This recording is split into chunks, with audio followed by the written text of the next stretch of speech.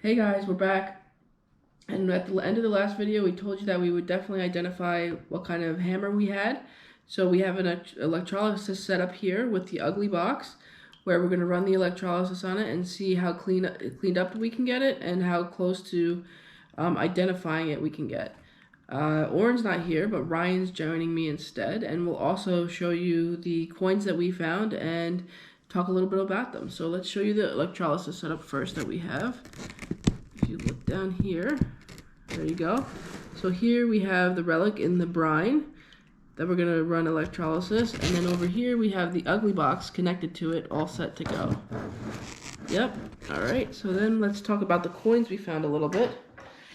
First, the first quarter we found was a 1985 quarter here. It's kind of so destroyed that we can't see the mint mark, and for a quarter to be even gradable you need a date and a mint mark. In this guy, both of us looked at it, we can't find a mint mark, so this one's nothing special and it's worth about 25 cents. Then we also found this 2002 quarter here. I'll show you that. I don't know if you can see a good close-up of that. And then on the back, it's the Tennessee quarter. Hopefully you can see it right there. This guy does have a mint mark. The mint mark is P, and it is gradable, but I'm going to say at the most that's worth 30 cents. Just because it's clearly been circulated, it's got the discoloration. In perfect mint condition, uncirculated, this could be worth about $3. And then the final item we had found was a 1961 penny, and let me show you that guy. It's a 1961 memorial cent. The memorial cent, the first year was 59, so this is right at the beginning of when they started producing these pennies. And this penny was so degraded we also could not get a date on it. So this, we could get the date, we couldn't get a mint mark. So this one is not gradable unless it's a 1961 without a mint mark. But either way, it's worth about a penny or whatever you can get for the copper. So we're gonna turn the electrolysis on here. We're gonna let it run.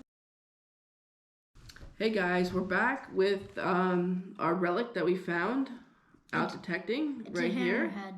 We think it's a hammerhead, but what we're gonna do is we're gonna put it in this box thing here, and we're gonna run some electrolysis on it with the ugly box and see if we can get it out and get it looking good. Right, so we've had the electrolysis running for an hour because the instruction with the ugly box say to only run things for an hour or less. And this is the finished product. It looks a bit well, it actually looks really cleaned, so I'm happy. No, it doesn't look clean at all, but you can see from the water that it's definitely done something. Look at how dark the water is, and then you can see here on like the top of the relic that we were trying to clean, it has the rust has come off a bit, but I think this relic is so big that it's going to take quite a while for the 9-volt ugly box to completely get all this gunk off it. So we're gonna clean out the water, put a fresh scoop of brine, and we're gonna give it another 60 minutes and see where we come out.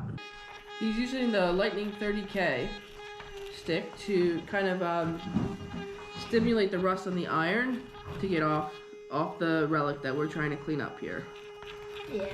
So just wanted to give you guys a shot of that. You can see the ugly box over here is working. You can see the voltage right there is on.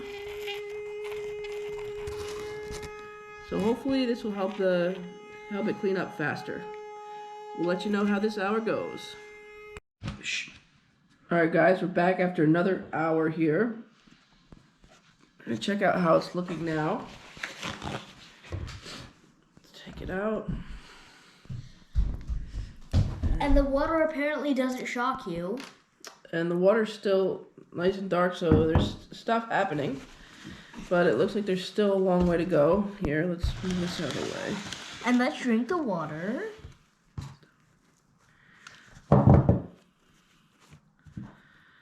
you can see here, still a long way to go. Still a lot of rust and corrosion. We're gonna run the 30K lightning over it for a couple minutes. See if we can't flake any of that corrosion off, and then we'll change the water, give it another bath, a fresh bath, fresh bit of brine, and we'll do it. Ryan, run, show them. We'll give it. We'll put a fresh bit of brine in there, and we'll see if we can't get more of it off.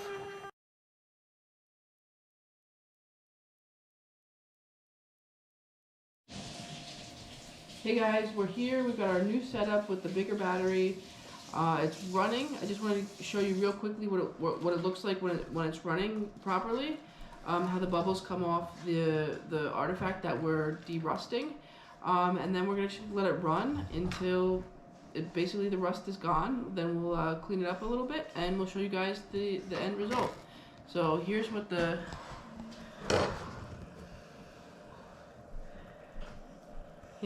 do they see the bubbles coming off from that view, right? It's been about 24 hours that we've had this thing cooking, and it doesn't matter how long it cooks because you can't overcook the metal. But so we've cooked it for about 24 hours. We think we're ready to pull it out, and Ryan's gonna give you a heads-up view of how it looks right now. Ryan, hold it up there so they can see the whole setup. There you go. So now we've disconnected the battery and the electric car charger. We can pull our piece of metal out. What does it look like? I'm actually curious. Oh my god. And Ryan, if you get a shot of what's in the tank, left over in the tank, you can see that's all the rust and everything that came off. And here's a look of the metal right now. You can see like the black is just flaking off here. So we're gonna actually walk this over to the sink. We're gonna wash it off in the sink. We're gonna wire brush it a little bit, and we'll kind of see where we get.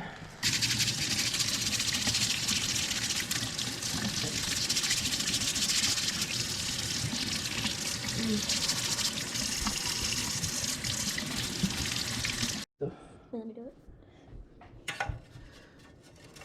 Smart.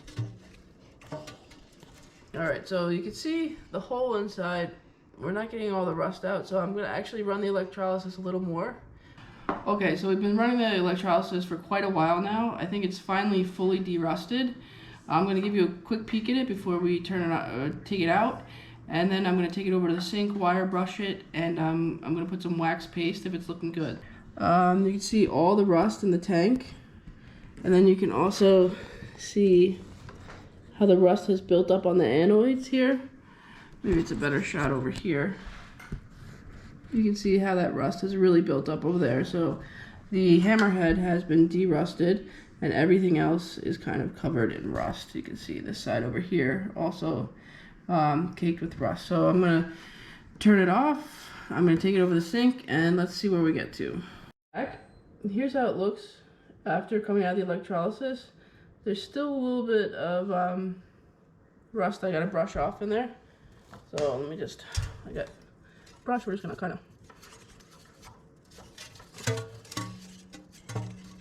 clean it off in there. And then with the wire brush, I'm just gonna brush it.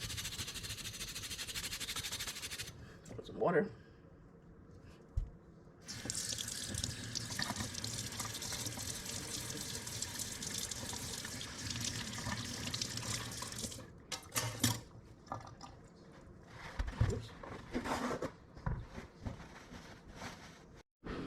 Alright, so after fully cooking it and washing it off with the wire brush, this is where we're at.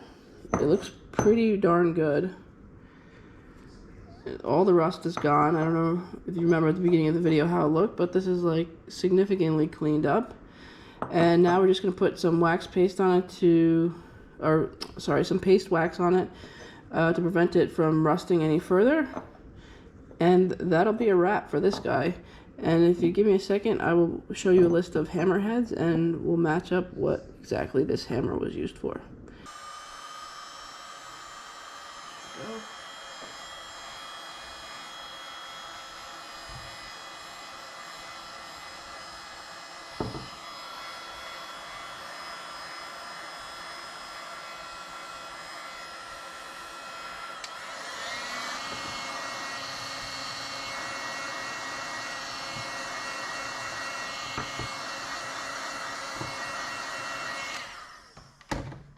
Okay,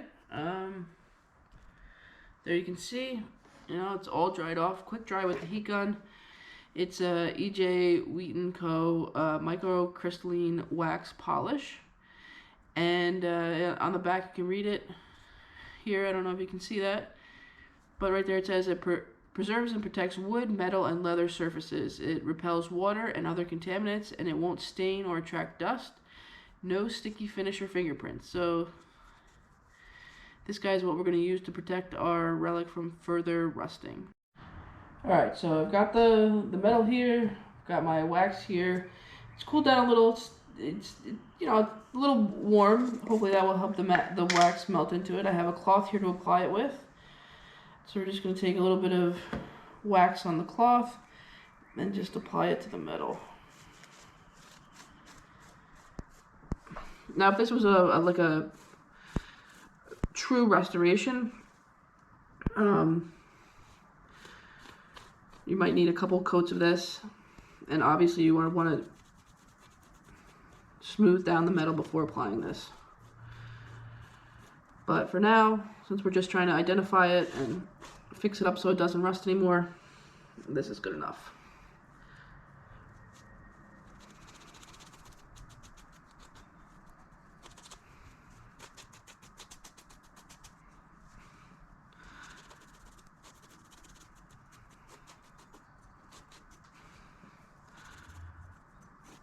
Just trying to get the wax in all the cracks and crevices so the water can't penetrate it and the humidity in the air doesn't get to it.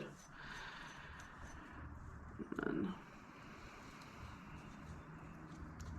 trying to get it inside where the handle goes as well. Make sure we don't have any penetration in there, because that will certainly rust again.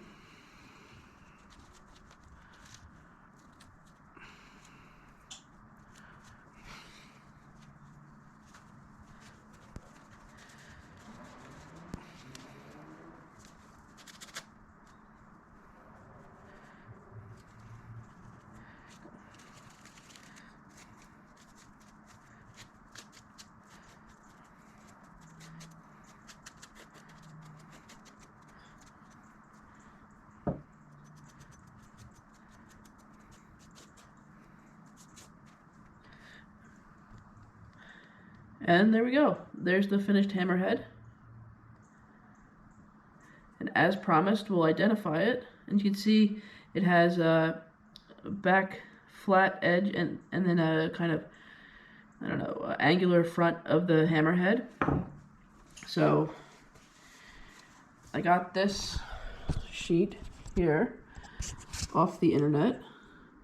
And after looking at all of the options, we have raising hammers, these creasing bordering hammers, riveting hammer, which I actually think this is the one that we found. I believe we have a riveting hammerhead, ball peen hammer, wood mallet, here's a rawhide mallet, brass mallet, goldsmith hammer, embossing hammer, forming hammers. This is a planishing hammer, chasing hammer, cross peen hammer, dead blow mallet, and a plastic mallet. And out of all of these, I definitely think we have the riveting hammer, but let me know in the comments, what do you think? Riveting hammer or not? So again, here's the hammer that we did electrolysis on, and that now we've waxed, and it's a nice relic for our collection. Alright, well thanks guys for watching, and we'll see you on the other side.